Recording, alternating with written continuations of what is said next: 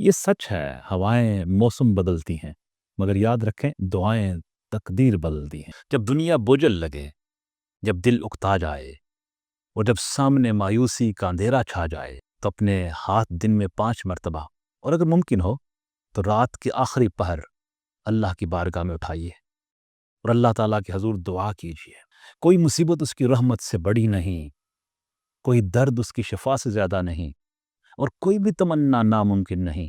جب وہ رب فرماتا ہے کن فیکون، ہو جا، تو وہ ہو جاتا ہے۔